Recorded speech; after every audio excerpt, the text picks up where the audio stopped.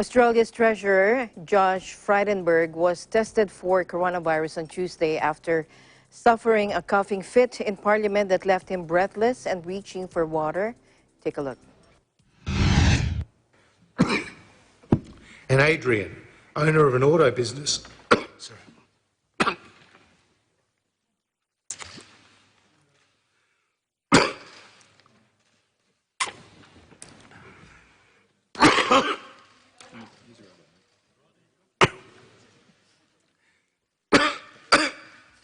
Sorry.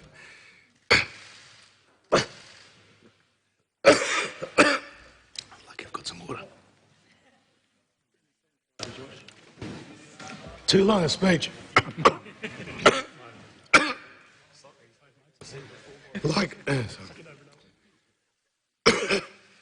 Now, Mr. Frydenberg's coughing fit came as he told Parliament in Canberra about the economic impact the virus was having on the nation. After regaining his voice, he finished outlining the expected biggest fall on record for the nation's GDP, which is predicted to drop over 10% in the June quarter.